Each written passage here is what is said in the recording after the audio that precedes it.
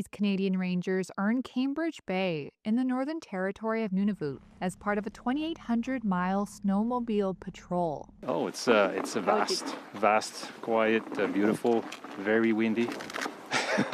Traveling from the Yukon-Alaska border to Churchill, Manitoba as part of months-long military exercises designed to prepare for a foreign threat and to demonstrate Canada's ability to take care of itself. But that's a tall order. The political landscape has changed since U.S. President Donald Trump's repeated threats to make Canada an American state, take control of Greenland, and withdraw from NATO.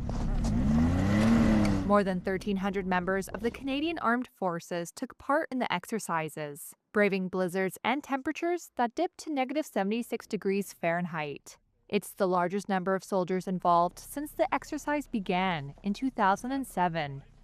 Among them was Travis Haynes, a commanding officer of the 1st Canadian Ranger Patrol Group, a special unit of the Canadian Armed Forces Reserve. Speaking to Reuters while recovering from a frostbitten nose, Haynes said Canadians should feel reassured. There's people, Canadians up here, that are defending them all times of the day. And they're stretching their abilities across some of the most inhospitable terrain and climate that you can possibly imagine. And they thrive. Canadians thrive. Defending around 1.7 million square miles of Arctic territory is a big undertaking for any single country. And as Canadians rethink their reliance on their southern neighbor, Prime Minister Mark Carney has vowed to ensure that Canada can protect the Arctic without any outside help, and recently announced billions in spending to reinforce the military in the far north. We're taking full responsibility for defending our sovereignty. But interviews with nearly 24 people, including Canadian military leaders, government ministers, diplomats, and analysts, revealed that the deep ties between the Canadian and American militaries have not changed.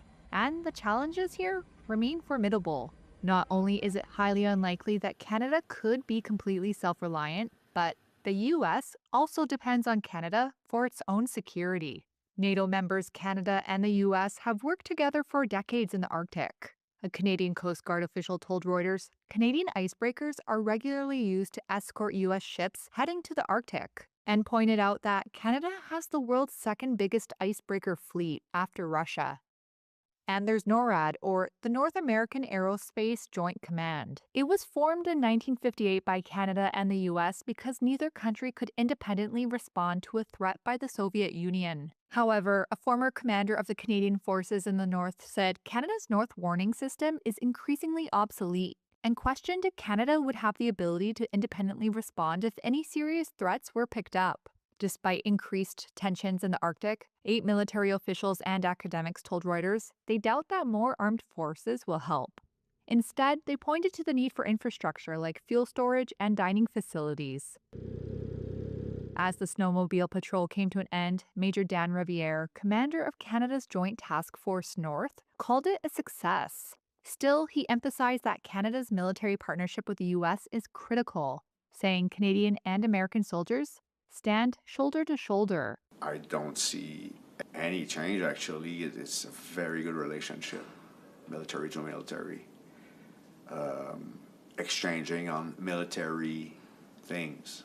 I really appreciate that relationship of trust with our military allies.